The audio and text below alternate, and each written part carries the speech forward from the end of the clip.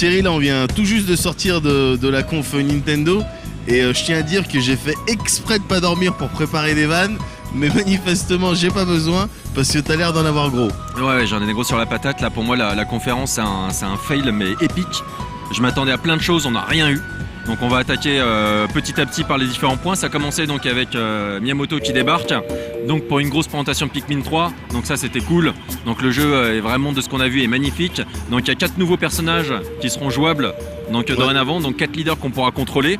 Donc ça c'est bien, il y aura des nouvelles fonctionnalités, on a un nouveau Pikmin, le Pikmin Rock, on a aussi la possibilité de créer des ponts, et puis il y a toute une interaction avec le gamepad de la Wii U, donc qui te permet d'avoir une map globale alors que tu joues, donc tu peux te déplacer rapidement du coup sur les différents coins de la map, donc clairement le côté stratégique va être vachement développé, une nouvelle et ça stratégie, va être un vrai jeu gamer, c'est comme ça que je le sens sur Pikmin 3. Quoi d'autre, sinon pas d'Olimar. On n'a pas vu Olimar, donc il y a un secret qui est tenu là pour l'instant, donc on sait qu'est-ce qui s'est passé avec Olimar, etc. Donc au niveau du scénario, il y aura des petites révélations. Par contre, ce qui manque évidemment, c'est une date de sortie. Ouais. Donc là, on sait que la Wii U, donc ça a été confirmé, va sortir en fin d'année. On n'a pas eu de date de sortie, on n'a pas eu de prix, et on n'a pas vraiment eu de line-up non plus. En fait, on n'a pas eu grand-chose sur cette conférence. Donc juste après, on a eu une sorte de présentation sur le fait, genre on a énormément de jeux à vous présenter, on a 20 jeux en tout, ça fait beaucoup trop de choses pour une conférence d'1 heure, et donc du coup on va vous faire plein d'autres petites conférences à part, etc. mais en fait en 1 heure, on n'a rien eu. Donc clairement, c'est commencer l'E3 par cette conférence-là, puisque là le Convention Center va ouvrir, on le commence avec genre un poids sur les épaules, quoi. Ouais, mais d'autant plus qu'il y avait eu donc la pré-conférence, E3, qui avait déjà grillé des choses. Mais pas tant que ça au final. Et là, avec cette conférence-là, et ensuite la possibilité de retrouver donc sur le site e3.nintendo.com plein d'autres conférences, plein d'autres trucs, notamment sur la 3DS. Au final, t'as l'impression que les mecs ils t'annoncent plein de conférences, mais ils sont où les jeux? Qu'est-ce qui s'est passé? Elles sont où les nouvelles propriétés intellectuelles? Alors, on en a eu une, on arrivera à la fin. C'était Nintendo, donc fallait s'attendre à du Mario et compagnie. Mais là, à ce niveau-là, c'était quand même triste. Mais il y a eu de la tristesse à d'autres niveaux également. Il y a eu de la tristesse à plein de niveaux. Donc on sait déjà, donc ils ont fait un petit peu comme pour Microsoft et Sony, ils ont annoncé des partenariats, mais sans les développer, donc avec Netflix, YouTube, Hulu, enfin des gros sites américains qui permettront d'avoir du contenu vidéo développé. Donc ensuite ça on verra plus tard. C'est une conférence en fait qui t'annonce qu'il y aura d'autres annonces. Mais non, voilà, c'est cool.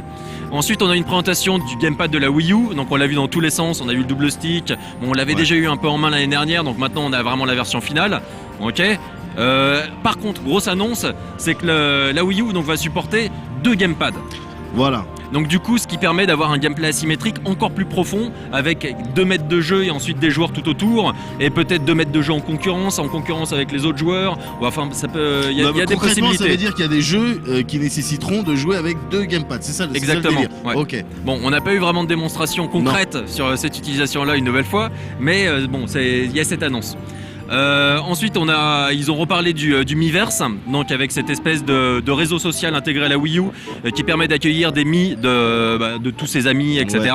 Et donc de partager avec eux des choses liées à leur vie de tous les jours, avec la possibilité de communiquer via des petites bulles de dialogue. On a aussi un partage sur des données de jeu. Il y aura aussi une intégration donc de petites thématiques, et également par exemple, ça c'était une présentation sur New Super Mario Bros. U. Donc la possibilité sur une map d'avoir des sortes de mini-records, etc. et d'essayer de battre des choses. Et même des indices façon du coup clairement Demon's Souls ou Dark Souls, des indices sur certains levels où ils disent attention, ce jump il est fatal, ou là j'ai roxé ce boss là, ou enfin des conneries comme ça, quoi. Donc, et aussi des sortes de petits temps. Donc il y a un petit côté, moi ça m'a fait penser au système d'autologue d'Electronic Arts, où sur les jeux de course on sait sur telle portion de course, enfin vraiment dans les détails, ce que ses amis ont fait. Et donc là, ça sera la même chose, mais dans le cadre des jeux Nintendo. Ensuite, quoi d'autre? On a vu les Yoshi, donc il y aura des Yoshi dans New Super Mario Bros. U. Mais tu supporteras pour le coup. Il y a plein de trucs sympas, donc on va y jouer là sur le salon, donc ça sera cool. On a eu une présentation aussi de quelques titres éditeurs tiers avec des grosses licences, par exemple Batman Arkham City Armored Edition. Voilà, alors ça, excellent, parce que, ça j'ai trouvé ça très très très sympa, dans la mesure où avec le gamepad Voilà, tu pourras faire tout un tas de trucs, genre faire péter des explosifs. Tu places à plusieurs endroits de la mousse explosive et tu les fais péter au moment où ça va bien. Gérer tes items, ton inventaire, tout ça. Diriger grâce aux fonctions gyroscopiques, à l'accéléromètre, je sais pas quoi, ton bat-rank, ton batarang ou des conneries comme ça. Donc ouais, bon, ça fait plaisir. J'ai trouvé ça léger. Moi personnellement, j'ai trouvé ça super léger. En gros, c'est des fonctionnalités d'écran tactile. C'est-à-dire, oui, voilà. Bon, c'est un peu comme sur la 3DS au final. Genre avec ton stylet, bah, tu tapotes, etc. sur l'écran du bas et il se passe des trucs sur l'écran du haut. Sauf que là, l'écran du haut, ce sera ta télé. Ouais. Donc, mais il y a pas, pour le coup, il y a pas vraiment de gameplay asymétrique. Non, c'est sûr, mais quand ça concerne un gros jeu et un très très bon jeu comme Batman Arkham City, bon, on est quand même content. Mais effectivement, rien de foufou. On a eu aussi Scribble Note Unlimited qui était présenté. Ouais, mais là on n'a rien vu. Moi j'ai On n'a rien vu, tout ce qu'on sait en fait, qu'il y a en partage des créations, il y a aussi un mode multijoueur. Ouais. Donc voilà. Ensuite, il y a eu une série d'annonces sur des titres qui vont arriver sur la Wii U. On aura Darksiders 2, on aura Mass Effect 3.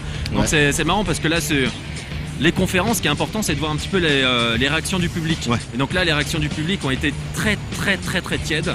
Et en fait, c'était triste. Il y a des moments là où les gens réagissaient, tombaient à plat et tout. Voilà, c'était sur les annonces de grosses licences. C'est-à-dire, bon, Mass Effect 3, là, parce qu'on adore Mass Effect. Ouais. Et ensuite, bon, on a une nouvelle fois, on n'a rien vu. On a aussi Tank, Tekken Tag Tournament 2, on a Train 2, Ninja Gaiden 3, Alien Colonial Marines.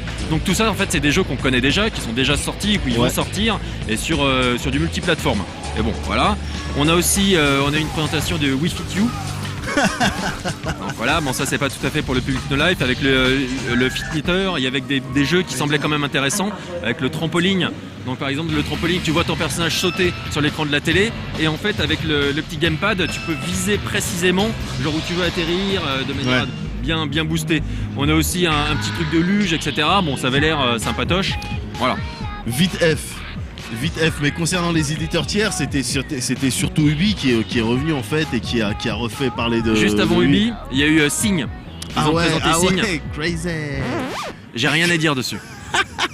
Non mais si, mais moi je dis alors, tu pourras chanter parce que d'habitude normalement quand tu chantes dans les SingStar et compagnie, t'es devant ton écran et donc c'est en règle générale t'es dans un cadre avec des amis tout ça. Effectivement, t'as le micro, tu chantes mais t'es devant l'écran donc il y a pas d'interaction avec tes amis et donc d'interaction avec le public. Tu vois ce que je veux dire? Là, grâce à ton gamepad, ton gamepad visiblement il sert simplement. Tu pourras te tourner vers tes amis et du coup chanter devant eux. Et du coup faire une mais c'est un écran de karaoké, t'as les paroles voilà, genre sur le gamepad. De karaoké, exactement. je comprends pas. Là j'ai pas pigé. Ensuite on a eu une petite présentation sur les jeux 3DS. Donc ça a été très rapide puisqu'en gros dans la conférence ils nous ont annoncé on a plein de choses à dire donc on va pas les dire là. On fera une conférence spéciale d'1 heure un peu plus tard. Donc on a eu quand même du New Super Mario Bros 2 donc qui a été annoncé pour le 19 août aux États-Unis. Pour la France, donc peut-être que l'info est déjà tombée là sur internet. Là tout de suite nous on l'a pas. On a également Paper Mario Sticker Star, donc avec la possibilité, il y a tout un système avec les stickers qu'on peut décoller sur les murs et ensuite qui nous sert en fait d'items à utiliser en combat et in-game. On a aussi Luigi's Mansion Dark Moon qui était présenté avec sur Manoir et donc tout ça sera disponible également à la fin de l'année. Mais bon, il n'y a pas grand chose à dire, donc ça c'est vraiment des jeux, il faudra les essayer sur le salon pour ensuite pouvoir en parler un peu plus. Et quoi d'autre? On a eu Lego City. Donc Lego City Undercover qui est une espèce d'open world dans l'univers des Lego. La présentation clairement était le trailer qu'on a vu. Il était très drôle. Donc c'est dommage parce que quelque part c'est un des jeux qui a attiré le plus de réactions, de rire et c'est Lego City. C'est pas non plus ça risque d'être sympa mais je sais pas, c'est pas super sexy. On aura Ubisoft, donc c'est pointé avec Genesis 4, donc avec la possibilité de modifier sa chorégraphie en temps réel, c'est-à-dire qu'en gros la personne qui a le gamepad est un peu un puppet master et donc peut dire genre vous allez faire ça, ensuite vous allez faire ci, un peu compliquer les choses, des petits pièges pour des pièges, du pour challenge les gens qui vont danser. Pour la jeunesse, bien sûr. Et surtout on a eu Zombie U. Et là Zombie U, clairement il y a toute une mise en scène en fait avec le gamepad. Voilà. Donc ils intègrent le truc de façon très intelligente. Mais tu peux en parler un petit peu si tu veux. Non mais c'était super intelligent effectivement. Par exemple il y avait une séquence à un moment donné où t'es amené à... C'est la mise en scène du stress. T'es sous pression évidemment parce qu'il y a du zombie qui arrive derrière toi et tout. Et t'es amené à taper un code, à trouver un code sur un digicode. Du coup tu te pointes devant comme ça, donc tu vois sur ta télé, t'arrives devant, et à ce moment-là, tac, sur ton gamepad, tu switches et tu vois ton digicode. Tu dois taper des chiffres comme ça, et sur la télé, en fait, t'as le personnage qui tape et qui se retourne. T'as la caméra qui est comme et ça. t'as les zombies qui se Derrière toi, rapprochent. t'as les zombies qui est comme ça, et sur ton gamepad, t'es là, t'essayes de trouver le code. Donc intéressant, mise en scène de l'angoisse, du stress, ça peut être sympa. S'ils multiplient les idées dans le jeu de ce style, moi je dis ouais. Bah, c'est ce qu'on attendait en fait de la conférence, c'était vraiment qu'ils nous présentent un petit peu, qu'ils aillent plus loin dans le gameplay asymétrique et qu'ils nous donnent des exemples concrets. Bah ouais, et les c'est seuls triste, exemples ouais. concrets qui ont été réellement donnés, en fait, c'est par un éditeur tiers. Et voilà, c'est ça qui est triste. Sur une nouvelle licence. Exactement. Donc, ce qu'on attendait aussi, parce que les nouvelles licences, là, on n'en a pas eu. Donc la seule qu'on a eue, bah, c'est ce qui a conclu en fait la conférence. C'est Nintendo Land. Donc Nintendo Land, bon, c'est c'est bien un titre. ça. On sait que c'est un titre de lancement, donc sera disponible en fin d'année, au Ouais. moment où la Wii U sera commercialisée. Et pour le reste, on ne sait pas. Pour le reste du line-up. Ça, Ouais. c'est un peu une catastrophe. Donc, ça a été présenté comme le Wii Sports de la Wii U, c'est-à-dire Voilà. que c'est un jeu qui permettra de bien comprendre à quoi sert le gamepad et quelles seront les possibilités offertes par ce nouvel accessoire. Exactement. Donc, il le présente également comme un titre qui va intégrer un petit côté Animal Crossing, un petit côté Wii Sports et Wii Sports Resort. On aura 12 attractions en tout, 4 attractions seront présentées là sur cette E3. Et ce qu'ils ont présenté là sur la conférence, pendant très longtemps, en fait, c'était simplement des réhabillages de deux protos qu'on avait déjà vus en fait l'année dernière.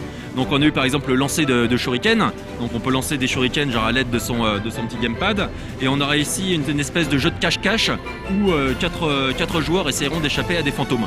Donc, le fantôme qui a le gamepad qui voit où se situent les 4 joueurs. Les 4 joueurs, ils savent pas exactement. les 4 joueurs, comment ça eux, se ont passe. l'écran télé et Voilà. ils ne voient pas les fantômes. Voilà. Donc clairement, ça avait l'air très sympa à jouer, etc. Il n'y a pas de souci.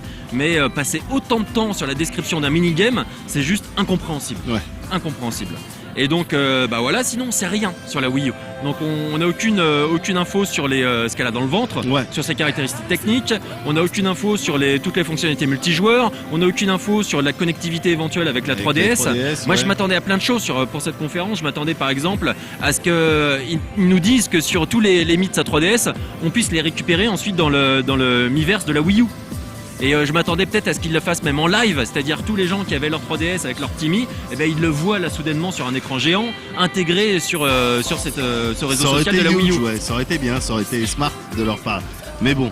Et alors du coup, ok, Et c'est fini. En Là, attendant, non mais c'est fini, mais il y a encore les jeux qu'on doit tester, les jeux qui vont être disponibles sur le salon, donc il se peut qu'on ait d'agréables surprises, le paramètre fun étant en règle générale chez Nintendo relativement présent. Mais du coup, j'ai envie de te demander, en guise de conclusion, Thierry, est-ce qu'à partir de maintenant, tu vas faire partie des gens comme moi qui s'amusent à troller un petit peu Nintendo? Non, je vais pas troller Nintendo, mais je ferai partie des gens qui vont troller cette conférence-là de cette année de Nintendo, ouais. Bientôt, Et donc, spin-off.